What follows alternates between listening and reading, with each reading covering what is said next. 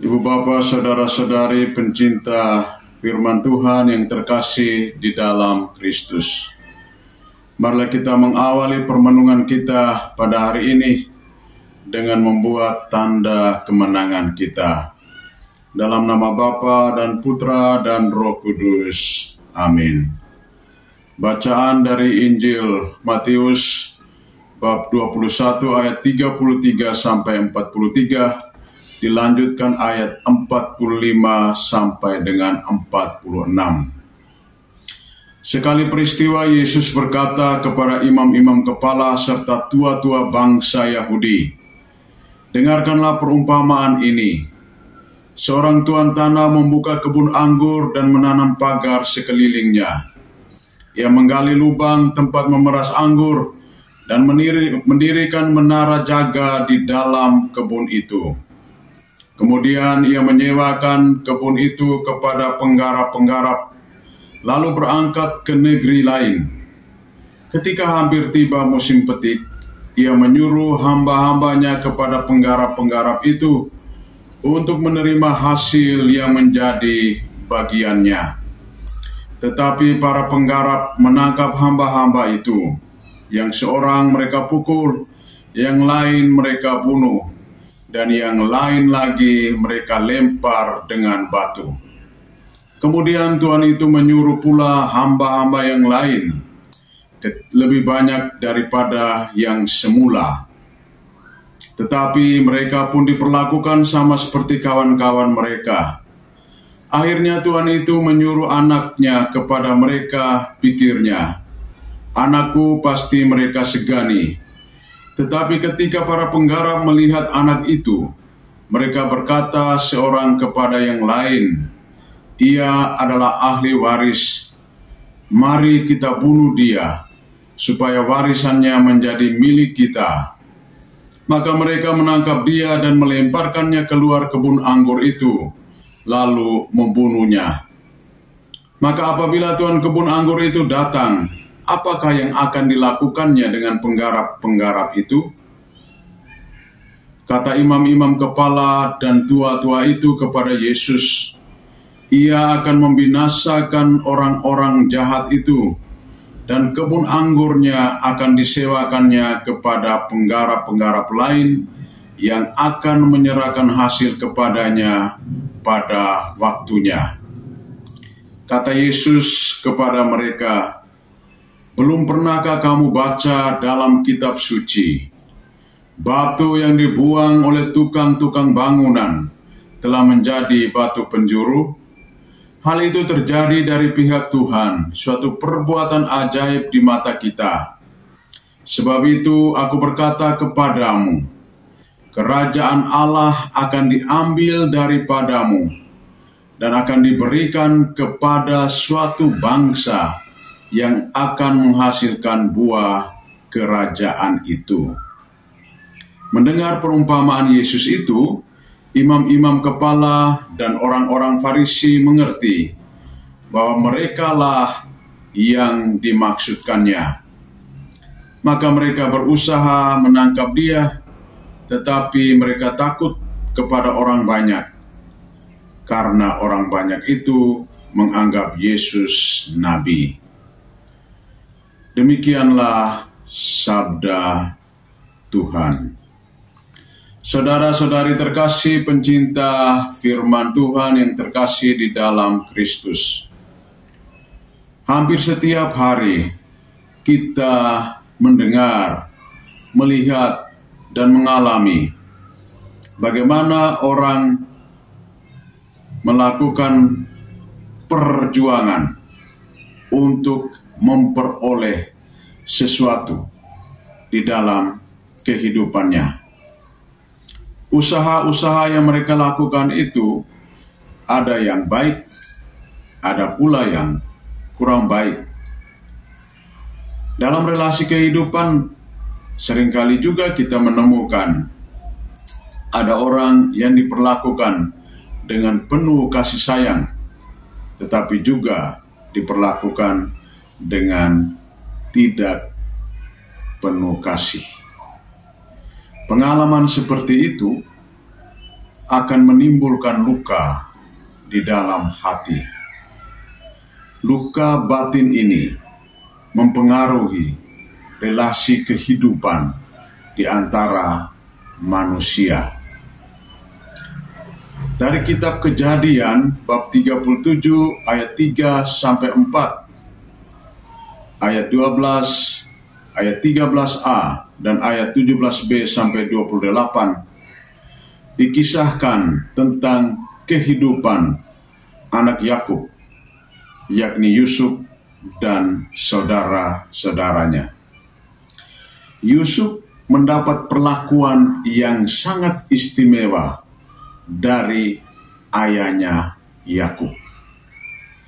Perlakuan yang istimewa ini menimbulkan kecemburuan dari saudara-saudaranya yang lain. Mereka merasa bahwa kehadiran mereka sebagai anak tidak diperlakukan secara baik oleh ayah mereka. Dengan kata lain, mereka diabaikan di dalam kehidupan keluarga. Oleh karena itu, mereka bersepakat, bersekongkol untuk menghabiskan saudara mereka Yusuf. Ketika Yusuf datang, mereka berkata, "Lihat, tukang mimpi datang, marilah kita bunuh dia." Rencana jahat ini didialogkan di antara saudara-saudara Yusuf. Tetapi Ruben, salah seorang dari saudaranya, katakan, "Jangan kita membunuh dia. Kita lemparkan saja ke dalam sumur, biar dia tetap hidup." Inilah tindakan yang dilakukan oleh saudara-saudara Yusuf karena merasa ketidakadilan di dalam keluarga. Risiko besar harus diambil apabila orang tua tidak memperlakukan anak-anaknya secara adil di dalam rumahnya. Karena apa? Akan muncul sikap iri hati, sikap cemburu.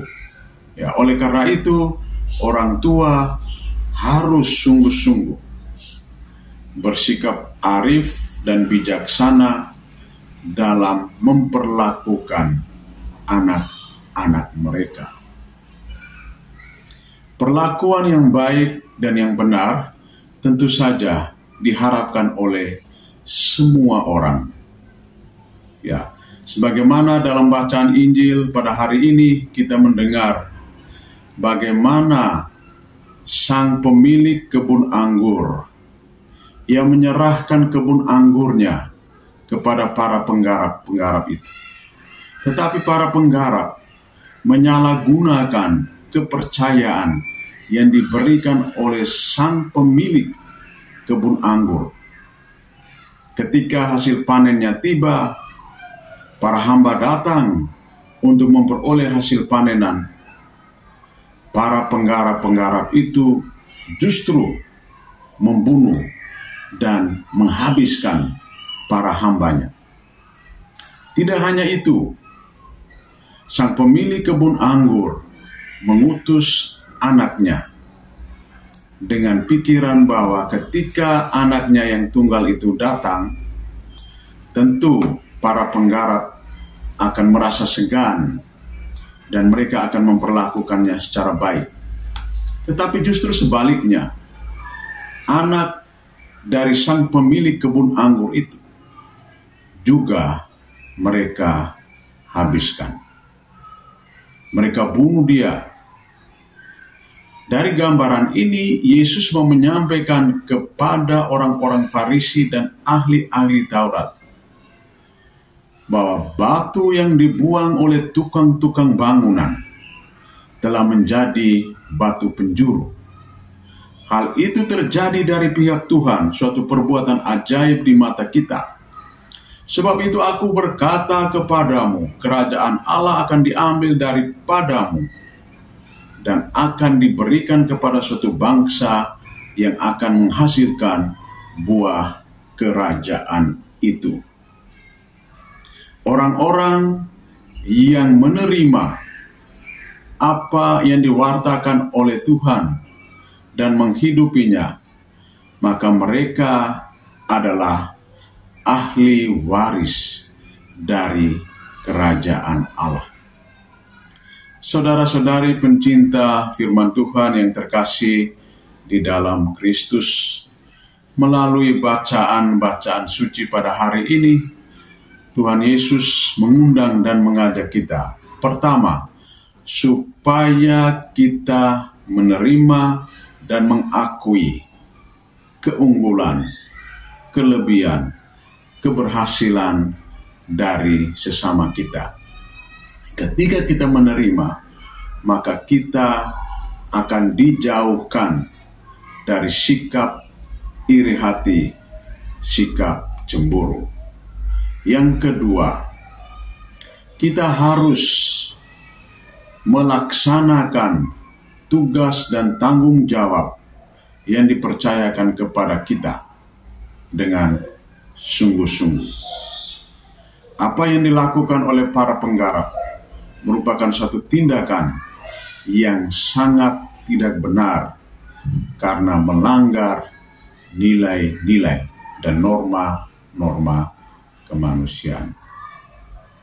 Kita belajar terus-menerus untuk membangun kehidupan kita agar boleh menghasilkan buah-buah di dalam kerajaan Allah. Semoga Tuhan membantu dan menolong kita. Dalam nama Bapa dan Putra dan Roh Kudus. Amin. Tuhan memberkati.